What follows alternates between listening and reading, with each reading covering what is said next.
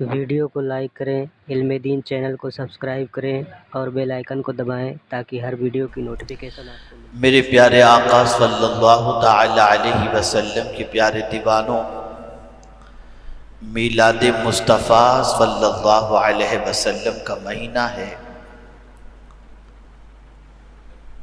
اور جس کے سینے میں بھی رسول اعظم صلی اللہ علیہ وسلم کی محبت موجود ہے، وہ میرے آقا صلی اللہ علیہ وسلم کی آمد کی خوشی بھی مناتا ہے اور آمد کے تصور سے خوش بھی ہوتا ہے۔ آقا کریم صلی اللہ تعالی علیہ وسلم کی میلاد منانا، رسول اعظم صلی اللہ علیہ وسلم کی آمد کا تذکرہ کرنا، یہ خود اللہ رب العزت جل جلالہ کی سنت مبارکہ ہے۔ قرآن مقدس میں حضور صلی اللہ علیہ وسلم کی آمد کے تذکرے کو مختلف طریقے سے بیان کیا گیا، اور جب بھی بیان کیا گیا اس میں حضور صلی اللہ علیہ وسلم کی مختلف شانوں کے ساتھ بیان کیا گیا۔ کہیں فرمایا لقد جاءکم رسول من انفسکم، کہیں فرمایا قد جاءکم برہان من ربکم، کہیں فرمایا قد جاءکم من اللہ نور و کتاب مبین، کہیں فرمایا وما ارسلناک الا رحمتا للعالمین، کہیں فرمایا وما ارسلناک الا کافتا للناس بشیرا ونذیرا، کہیں فرمایا انا ارسلناک شاہدا ومبشرا ونذیرا۔ غرض کہ قرآن کا اگر آپ مطالعہ کریں تو رب قدیر جل جلالہ نے حضور صلی اللہ علیہ وسلم کی آمد کا تذکرہ مختلف اوصاف کے ساتھ اور مختلف کمالات کے ساتھ بیان فرمایا۔ میں نے سورہ توبہ کی آخری 2 آیتوں کی تلاوت کا شرف حاصل کیا، اور آپ اکثر مجھے جمعۃ المبارکہ میں نماز میں سورہ توبہ کی آخری آیتوں کی تلاوت کرتے ہوئے سنتے ہیں۔ اب اتنا لگاؤ کیوں ہے، اور ان آیات کے اندر اللہ عز و جل نے کیا تاثیر رکھی ہے، تو میں آپ کو بتاؤں۔ حضرت ابو بکر ابن محمد رحمت اللہ تعالی علیہ فرماتے ہیں کہ میں نے حضرت ابو بکر ابن مجاہد رحمت اللہ تعالی علیہ کو دیکھا کہ حضرت شبلی تشریف لا رہے تھے، تو حضرت ابو بکر ابن مجاہد رحمت اللہ تعالی علیہ کھڑے ہو گئے اور حضرت شبلی کی پیشانی کا بوسہ دیا، تو حضرت ابو بکر ابن محمد رحمت اللہ تعالی علیہ نے حضرت ابو بکر ابن مجاہد سے کہا کہ آپ نے شبلی کا بوسہ لیا، شبلی کے لیے آپ کھڑے ہو گئے، جبکہ پورا اہل بغداد شبلی کو دیوانہ کہتا ہے۔ تو قربان جائیے جواب پر۔ حضرت ابو بکر ابن مجاہد رحمت اللہ تعالی علیہ فرماتے ہیں میں نے جیسا خواب میں حضور کو کرتے دیکھا ویسا ہی میں نے کیا ہے۔ تو حضرت ابو بکر ابن محمد رحمت اللہ تعالی علیہ نے فرمایا کہ کیا حضور کو کرتے آپ نے دیکھا؟ تو ارشاد فرماتے میں نے خواب میں دیکھا کہ سرکار صلی اللہ علیہ وسلم تشریف فرما ہیں اور شبلی آئے۔ جیسے ہی حضرت شبلی تشریف لائے تو سرکار صلی اللہ علیہ وسلم کھڑے ہو گئے، شبلی کا استقبال کیا اور شبلی کی پیشانی کا بوسہ دیا۔ تو پوچھنے والے نے پوچھا یا رسول اللہ صلی اللہ تعالی علیہ وسلم، شبلی پر اتنی مہربانی کیوں؟ آخر کون سا ایسا عمل یہ کرتے ہیں جس کی وجہ سے حضور نے یہ کرم فرمائی؟ تو آقا کریم صلی اللہ علیہ وسلم نے ارشاد فرمایا، ہر نماز کے بعد شبلی سورہ توبہ کی آخری 2 آیتوں کو پڑھتے ہیں اور مجھ پر درود پڑھتے ہیں۔ ان کا یہ عمل مجھے اتنا پسند ہے کہ جب وہ آج آئے تو میں نے ان کی پیشانی کا بوسہ لے لیا۔ یہ ہے سورہ توبہ کی آخری آیتوں کی فضیلت۔ اور میں نے خود مدینہ منورہ میں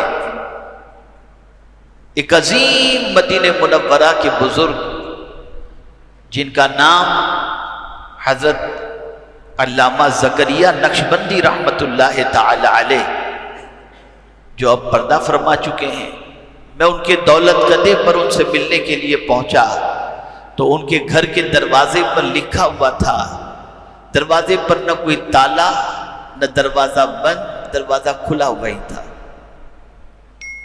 اور وہ دروازہ ان کے گھر کا 24 گھنٹے کھلا رہتا ہے۔ مسجد بلال کے پاس ان کا دولت کدہ تھا،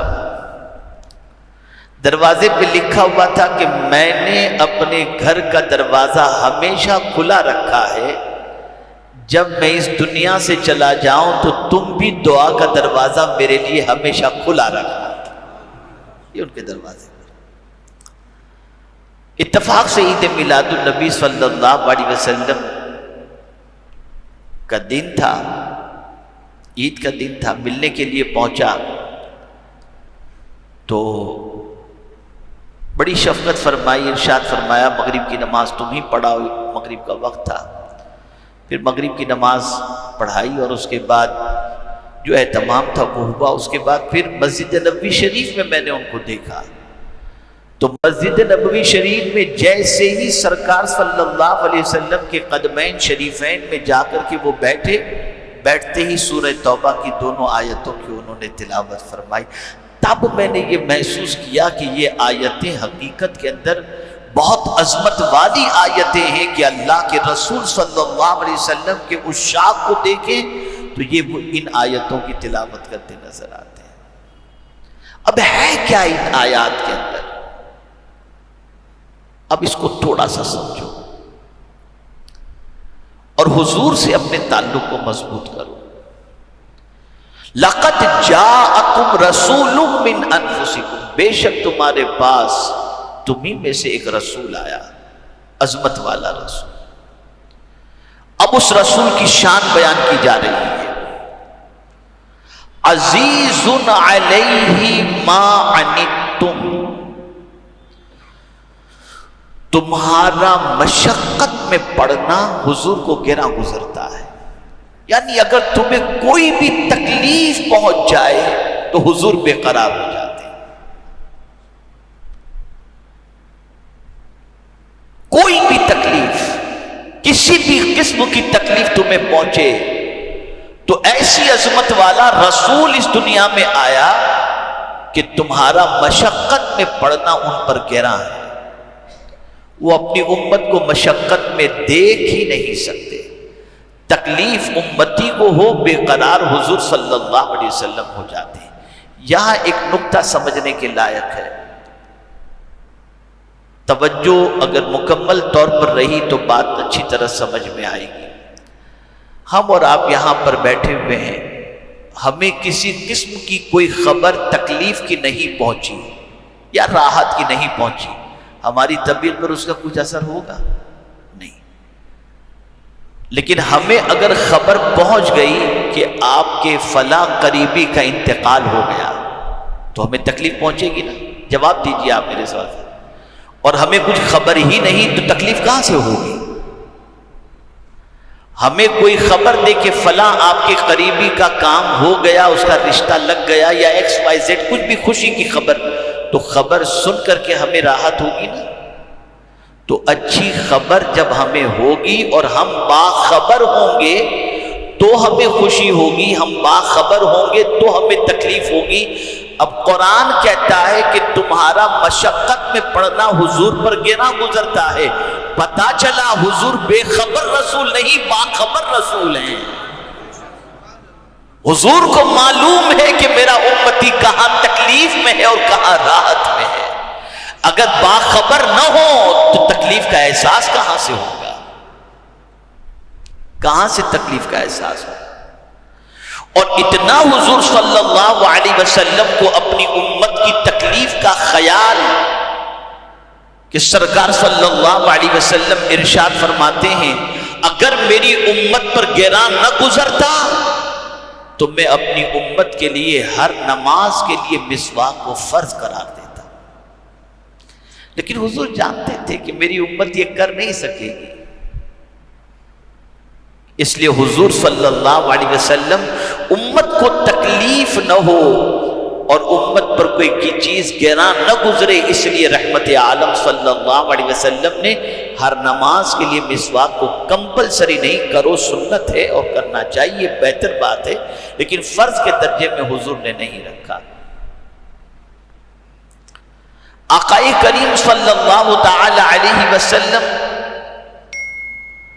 جن کی عادت کریمہ یہ تھی کہ جب بھی تھوڑی سی طبیعت کے اندر بے چینی یا بے قراری ہوتی تو حضرت بلال سے فرماتے ارحنا یا بلال، اے بلال مجھے راحت پہنچاؤ، اور حضور فرماتے اللہ نے نماز میں میری آنکھوں کی ٹھنڈک رکھی ہے۔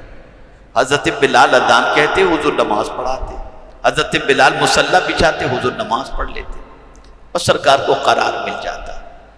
نماز حضور کو بہت پسند، بے پناہ پسند، اور میری زندگی میں نے نماز کی محبت ایک بندے میں دیکھی ہے جو امریکہ میں رہتا ہے، میرے ساتھ کئی پروگراموں میں امریکہ میں وہ میرے ساتھ رہتے ہیں۔ میں نے دیکھا کہ ہم اگر کسی سے بات چیت میں لگے ہیں، مسجد کے اندر کچھ سوال و جواب چل رہا ہے تو وہ بیچارہ وہاں فوراً کھڑے ہو کر 2 رکعت پڑھ لیا۔ پھر دیکھا اس نے کہ میں کہیں چائے پینے امام صاحب کے حجرے میں گیا تو فوراً نماز شروع کر دیا، یعنی وہ تھوڑا سا وقت ملے تو نماز پڑھ لے، تھوڑا سا وقت ملے تو نماز پڑھ، جب دیکھو تب نماز پڑھتا ہوئے مجھے نظر آیا۔ تو نماز بہت حضور کو پسند تھی، بہت پسند، اس لیے ہر مصیبت میں حضور نے نماز رکھی اور ہر خوشی میں حضور نے نماز رکھی۔ تو نماز حضور صلی اللہ علیہ وسلم کو پسند، طویل قیام پسند، طویل سجدہ پسند، لیکن امت کی تکلیف کا خیال، اللہ اکبر، حضور مصلی امامت پر ہوتے اور جب نماز پڑھاتے تو حالت نماز میں اس زمانے میں چھوٹے چھوٹے بچے، عورتیں سب مسجد میں نماز کے لیے آتی تھی، عورتیں پیچھے ہوتی تھی، ان کے پیچھے بچے ہوا کرتے تھے۔ تو نماز کی حالت میں حضور صلی اللہ علیہ وسلم کو بچوں کے رونے کی آواز آتی نا تو سرکار اپنی نماز شارٹ کر لیتے اور فرماتے نماز کے بعد کہ کوئی بچہ رو رہا تھا، اس کی وجہ سے شاید اس کی ماں کو تکلیف پہنچتی، تو میں نے یہ پسند نہ کیا کہ کسی ماں کو تکلیف پہنچے، تو میں نے نماز بھی مختصر کر دی۔ اندازہ لگائیے آپ، ایک بچے کا تکلیف میں بھی حضور کو دیکھنا پسند نہیں تھا، کسی عورت کو تکلیف پہنچ جائے یہ بھی حضور کو پسند نہیں تھا۔ تو امت کہیں بھی مشقت میں پڑ جائے، حضور صلی اللہ علیہ وسلم کی طبیعت پر گراں گزرتا ہے۔ اور سن لو، آج یہاں کی تکلیف تو کوئی تکلیف نہیں، آخرت کی تکلیف اتنی سخت تکلیف ہے کہ اس تکلیف کا کوئی ازالہ کرنے والا ہے ہی نہیں، لیکن وہاں کی تکلیف کے تصور کو سن کر حضور صلی اللہ علیہ وسلم فرماتے سب نبیوں کو ایک دعا دی گئی، مجھے بھی ایک دعا دی گئی، اور میں نے وہ دعا آخرت کے لیے چھوڑ رکھی ہے۔ قیامت کے دن میرے رب کی بارگاہ میں دعا کروں گا کہ اے اللہ میری امت کی بخشش فرما دے۔ تو حضور اپنے امتیوں کو مشقت میں دیکھ کر گوارا نہیں فرماتے، یہاں تک فرمانے والوں نے فرمایا کانٹا بھی پیر میں امتی کے چبھ جائے تو حضور بے قرار ہو جاتے۔ تو عزیز علیہ ما عنتم حریص علیکم بالمؤمنین رؤوف الرحیم، اور حریص ہیں مومنین پر، اور رؤوف الرحیم، مہربان، کمال مہربان۔ حریص کے معنی لالچ کے ہوتا ہے۔ جیسے آپ دیکھتے ہوں کہ دنیا کے اندر آدمی میں بڑا حریص آدمی، بڑا لالچی آدمی ہے۔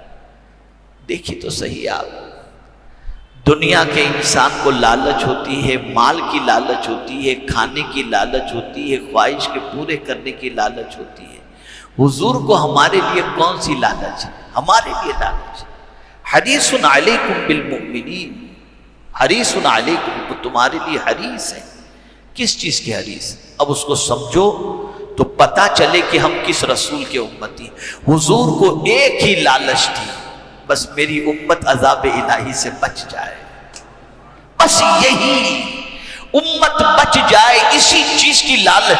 اور لالچ جو ہوتی ہے وہ شدت، آدمی اس کے اندر جب پیدا ہو جائے کسی چیز کے اندر، کسی چاہت میں جب شدت پیدا ہو جائے تو اسے لالچ کہتے ہیں۔ حضور کے اندر یہ شدت اتنی تھی، اتنی تھی، اتنی تھی کہ سرکار صلی اللہ علیہ وسلم رات و دن ایک ہی دعا کرتے تھے، اے اللہ میری امت کو بخش دے، اے اللہ میری امت کو بخش دے۔ ایسے رسول کے ہم امتی ہیں، اور مومنوں پر مہربان مہربان۔ اللہ نے کسی نبی کو اپنے دو نام نہیں عطا فرمائے۔ مصطفیٰ پیارے کی شان یہ ہے کہ اللہ نے اپنے دو نام رؤوف اور رحیم یہ اپنے محبوب کو عطا فرما دیا۔ یہ میرے آقا کی شان، بہت مہربان، بہت مہربان۔ عرض کرنے کا منشا یہ ہے کہ حضور صلی اللہ علیہ وسلم کی میلاد آنے کی خوشی مناؤ۔ جب کوئی کام نہیں آئے گا تب حضور کام آئیں گے، لیکن خوشی مناؤ کیسے؟ کیسے مناؤ؟ پٹیاں باندھ کر، فضول قسم کے نعرے لگا کر، ڈی جے بجا کر؟ مجھے تو ڈی جے کی آواز سے گھبراہٹ اور وحشت ہوتی ہے۔